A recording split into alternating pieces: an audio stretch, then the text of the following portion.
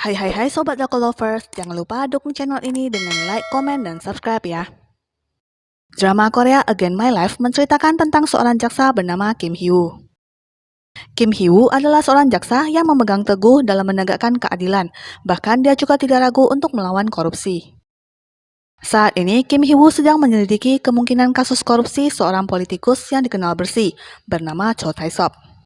Dia berusaha mencari orang yang mau menjadi saksi atas korupsi yang dilakukan oleh Cho Tae-sop. Hingga suatu hari, dia bertemu dengan seorang pria yang mempunyai bukti atas kejahatan yang Cho Tae-sop lakukan. Atas bukti tersebut, Hee-woo mengajukan surat perintah penangkapan Cho Tae-sop. Namun, jaksa kepala yang bernama Kim Seok-hun sempat membujuk Kim Hee-woo untuk jangan menyelidiki Cho Tae-sop. Akan tetapi, Kim Hee-woo tetap bersikeras untuk menyelidikinya. Sedangkan Cho Tae-sop sendiri adalah seorang ketua dari Partai Mingguk, seorang politisi yang bahkan dapat mengendalikan seorang presiden. Karena Cho Tae-sop lah yang membuat Hyo Jae-gun menjadi presiden di Korea. Dia juga tak segan-segan memarahi presiden yang sedang membuat kesalahan. Presiden mau tak mau tunduk kepada Cho Tae-sop. Mendapat panggilan dari kejaksaan, Cho Tae-sop hadir untuk memenuhi panggilan tersebut. Akhirnya tibalah saat penyidikan berlangsung, di mana Kim Hee-woo dan Cho Tae-sop berhadapan. Awalnya, Hee-woo sangat percaya diri dengan tuduhan yang dilayangkan untuk Cho Tae-sop. Namun sayangnya, saksi kuat dalam kasus tersebut malah diculik oleh seseorang tak dikenal. Hee-woo kemudian pergi ke lokasi di mana saksinya terakhir mengirimkan video. Namun sesampainya di sana, Hee-woo ternyata dijebak. Di saat itulah dia bertemu dengan seorang pria tak dikenal yang ternyata adalah suruhan dari Cho Tae-sop. Mereka kemudian beradu kekuatan hingga akhirnya Hee-woo terluka hingga babak belur. Hee-woo sudah tak berdaya lagi. Pria itu kemudian menyuntikkan suatu cairan atas instruksi Tae-sop, yang berencana agar seolah-olah Hee-woo bunuh diri, dan publik akan mengetahui bahwa Hee-woo adalah seorang jaksa korup dan pecandu narkoba. Pria itu kemudian melemparkan Hee-woo dari atas gedung tinggi. Belum sampai di dasar gedung, tiba-tiba Hee-woo merasakan seolah waktu berhenti. Dia kembali di posisi sebelum bertarung dengan pria tersebut. Dan tepat di sampingnya, tampak wanita yang merupakan seorang malaikat maut.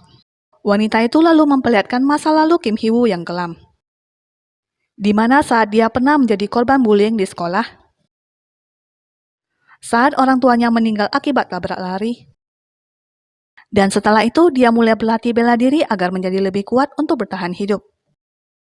Hee-woo juga akhirnya bisa masuk ke Fakultas Hukum di Universitas Hankuk setelah mengikuti ujian masuk sebanyak 3 kali. Dan pada akhirnya Hee-woo berhasil menjadi seorang jaksa. Namun sayangnya berakhir tewas dibunuh saat menghadapi Cho Tae-sop. Wanita itu kemudian menawarkan Hee-woo untuk hidup kembali dan memberinya kesempatan untuk menangkap Cho Tae-sop. Dia berpesan agar Hee-woo jangan terlalu terburu-buru serta jebak dia dengan sempurna. Karena jika bertindak gegabah lagi, Hee-woo akan mati sia-sia lagi. Tunjukkan kepadanya di dunia ini juga ada penderitaan. Hee-woo setuju untuk hidup kembali. Tak disangka Hee-woo benar-benar kembali hidup. Dia kembali ke masa lalu saat dia baru lulus SMA dan bekerja paruh waktu di sebuah toserba. Jauh sebelum dia menjadi seorang jaksa dengan ingatan di masa depan.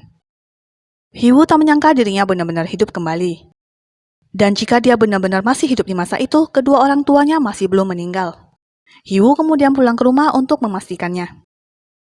Dahulu hubungan Hee-woo dengan kedua orang tuanya kurang baik. Hal itu dikarenakan ayah dan ibunya selalu sibuk bekerja. Bahkan di hari terakhir sebelum orang tuanya meninggal, dia tetap tak ingin berbicara dengan ayah maupun ibunya. Nasi telah menjadi bubur, orang tuanya telah pergi untuk selamanya. Hee-woo menangis sedih atas kematian mereka. Kini dia diberi kesempatan kedua, kesempatan yang akan dia gunakan untuk memperbaiki hubungan dengan orang tuanya.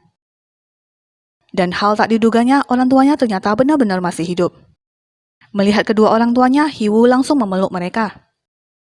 Perubahan sikap Hee-woo membuat orang tuanya bertanya-tanya, ada apa dengan anaknya?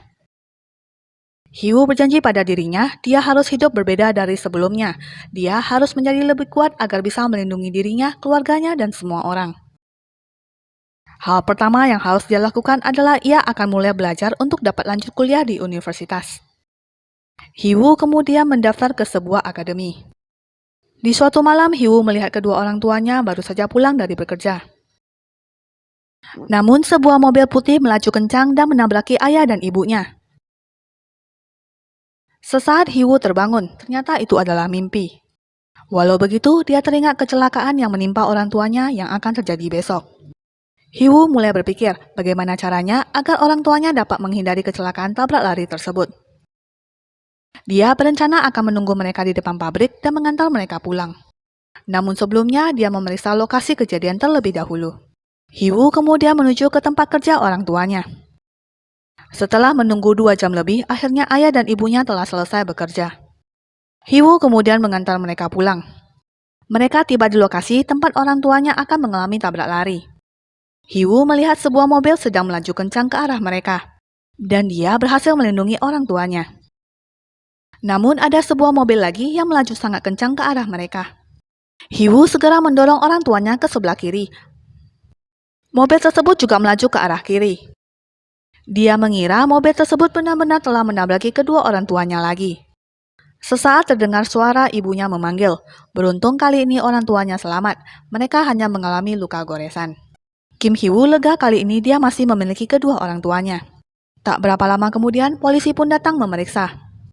Supir dari mobil yang hampir membunuh orang tua Hiwoo telah tewas.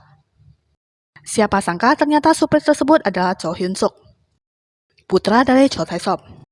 Kini takdir telah berubah. Hiwoo berhasil melindungi orang tuanya, sementara Cho Tae Sop kehilangan putranya. Sementara itu, Cho Tae Sop menemui Kim Seok Hun. Tae Sop meminta bantuannya untuk merahasiakan kecelakaan yang menimpa putranya. Tae Sop berjanji akan membalas semua bantuan dari Kim Seok Hun. Di tempat lain, Kim Hiwoo masih bekerja pada waktu di sebuah toserba. Tampak teman akademinya bernama Kim Han-mi sedang bersama beberapa temannya, salah satunya adalah Im Jong-il. Dahulu saat SMA, Hiwoo pernah menjadi korban bullying dari Im Jong-il. Hingga kini, dia masih kerap mengganggu Kim Hiwoo. Keesokannya, berkat ketekunannya, Kim Hiwoo berhasil mendapat nilai tertinggi dalam ujian percobaan. Di kelas akademinya, Kim Hiwoo bersaing dengan Kim Kyuri. Selama ini, Kim Kyuri selalu mendapat nilai tertinggi di sekolah. Sementara itu, Hiwoo berencana ingin kuliah di Universitas Hankook jurusan hukum. Rencana ini lalu dia sampaikan ke orang tuanya. Ayah dan ibunya sempat bingung dengan perubahan sikap Hiwoo yang tiba-tiba ingin kuliah. Mereka masih tak percaya dengan rencana putranya. 3 bulan kemudian, Hiwoo teringat hari itu saat ada pemadaman listrik, Kim Kyuri ditemukan pingsan tergeletak di jalan. Dia kemudian segera ke gang dekat apotek. Dan benar saja, Hiwoo menemukan Kim Kyuri telah tergeletak pingsan di sana. Kim Kyuri mengkonsumsi obat yang sangat banyak. Obat tersebut untuk membuatnya selalu terjaga sehingga dia dapat terus belajar agar tidak mengecewakan orang tuanya. Hiwoo mengetahui orang tua Kyuri sekarang adalah orang tua angkat. Kyuri diadopsi oleh orang tuanya yang sekarang, dan karena itulah Kyuri sangat berterima kasih kepada mereka, sehingga dia tak ingin mengecewakan mereka. Dahulu karena Kim Kyuri terlambat diselamatkan, dia tak bisa mengikuti ujian masuk perguruan tinggi. Kini berkat Kim Hiwoo, takdir Kim Kyuri telah berubah. Akan seperti apa masa depan Kim Kyuri? Sementara itu di tempat magangnya, tanpa sengaja Hiwoo mendengar pembicaraan Im Jong-il bersama temannya. Mereka berencana akan memasukin obat ke dalam minuman Kim Ha-mi. Obat itu akan membuat Kim Ha-mi pingsan. Hiwoo yang mengetahui rencana Im Jong-il kemudian pergi ke klub untuk mencari Kim Han-mi. Di sana sudah tampak Im Jong-il yang sedang mengambil gambar Kim Ha-mi yang sedang pingsan. Melihat Hiwoo di sana, Im Jong-il melemparkan botol kaca dan pecahannya menggores wajah Hiwoo. Untuk menyelamatkan Kim Ha-mi, Hiwoo harus berhadapan dengan Im Jong-il CS. Perkelahian pun tidak terelakkan. Namun karena Hiwoo menguasai seni bela diri, dengan mudah dia mengalahkan mereka. Sehingga dia berhasil menyelamatkan Kim Ha-mi.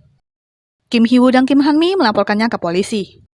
Kim Han-mi melaporkan bahwa seseorang telah meracuni minumannya. Namun ayahnya Im Jong-il adalah seorang kepala polisi, tentu dia berpihak ke anaknya sendiri. Ayahnya Jong-il memanipulasi seolah-olah anaknya juga turut menjadi korban atas keisengan temannya. Dan temannya Jong-il lah yang telah meracuni minuman Han-mi. Ayahnya Jong-il malah membalikkan tuduhan bahwa Kim Hiwoo lah yang telah menyerang Im Jong-il tanpa alasan. Namun tiba-tiba jaksa Kim Seok Hun masuk ke ruangan. Tanpa basa-basi, dia langsung bertanya ke Im Jong-il. Apakah kamu tahu perbuatanmu? Jong-il menjawab dia tak melakukan kesalahan. Mendengar hal itu, jaksa Kim Seok Hun menampar Jong-il dengan keras. Dan lalu memperlihatkan foto Kim Han-mi yang diambil oleh Jong-il. Setelah dari kantor polisi, Kim Seok Hun datang menemui Cho Tae Sop. Kini, jabatan Kim Seok Hun adalah wakil kepala jaksa. Cho Tae Sop lah yang membuka jalan kepada Kim Seok Hun hingga dia bisa mendapatkan jabatan tersebut. Hari-hari berikutnya, Kim Hiwoo menghabiskan waktunya untuk belajar dengan giat. Hari ujian masuk universitas akhirnya tiba. Hiwoo mengerjakan soal-soal dengan keyakinan. Setelah ujian berakhir, Hiwu berencana mencari pekerjaan paruh waktu lainnya. Dia ingin membayar uang kuliahnya sendiri. Instruktur di akademinya merekomendasi Hiwu untuk bekerja di kantor kakaknya yang bernama Kaminsuk sebagai asisten administrasi. Kaminsuk adalah kepala pengacara di firma hukum KMS. Firma hukum KMS tengah membela kelompok pecinta lingkungan untuk mempertahankan Gunung Chongbung yang akan diratakan oleh sebuah perusahaan yang akan membangun resort di sana. Hiwu tanpa sengaja mendengar pembicaraan di rapat yang sedang membahas kasus tersebut. Dia kemudian ikut membantu dan mencari informasi tanaman dan hewan langka yang hampir punah yang ada di Gunung Chongbung dan kemudian memberikan informasi ini ke Kang Min-suk. Dan berkat ini, Kang Min-suk berhasil memenangkan kasus tersebut. Kang Min-suk berterima kasih ke Hiwu dan memberikan bonus atas kerja kerasnya. Beberapa hari kemudian, tibalah saat pengumuman hasil penerimaan mahasiswa baru di Universitas Hankook. Hasilnya, Kim Hiwu diterima di Universitas Hankook. Di hari pertamanya kuliah, Hiwu memberikan kesan yang baik saat menjawab pertanyaan dari Profesor Min. Teman sekampusnya yang juga terkesan dengan jawaban Hiwu adalah Lee Min-soo. Lee Min-soo lalu mengajak Hiwu untuk berteman dengannya dan mengajaknya minum kopi bersama. Di jalan tanpa sengaja mereka bertabrakan dengan Kim Hee-ah. Hee-ah sedang mengantarkan makanan ke rumah sepasang kakek dan nenek, namun malah dipukuli oleh si nenek karena menderita demensia. Kim Hee-ah berterima kasih kepada Kim Hee-woo dan Lee Min-soo karena telah menolongnya. Malamnya, Kim Hee-woo menghadiri acara kumpul mahasiswa baru jurusan hukum. Di sana, dia bertemu dengan Choi Kang-jin. Di masa depan, Choi Kang-jin akan memulai karirnya dari seorang jaksa menjadi pengacara HAM dan lalu menjadi anggota dewan. Hee-woo juga bertemu dengan Jang Il-hyun. Di masa depan, Jang Il-hyun akan menjadi atasan Hee-woo di kejaksaan. Dia juga termasuk orang yang tak menyetujui rencana Hee-woo yang menyelidiki Cho Tae-sop. Merasa tak cocok, Hee-woo meninggalkan acara. Hee-woo bersama Lee Min-soo kemudian pergi minum ke sebuah kafe. Di sana mereka bertemu dengan Kim Hee-ah yang sedang bekerja di sana. Kim Hee-ah terlibat perkelahian dengan seorang customer pria yang berbuat mesum. Hee-woo dan Lee Min-soo membantu Hee-ah menangkap pria itu. Mereka kemudian duduk bersama dan saling memperkenalkan diri. Kim Hee-ah juga kuliah di Universitas Hankook jurusan teknik komputer. Malam semakin larut, Kim Hee-woo yang mabuk pulang ke rumahnya. Namun di tengah perjalanan pulang, seseorang terus mengikutinya di belakang. Ternyata pria itu adalah pria suruhan Cho Tae-sop yang pernah membunuhnya dulu.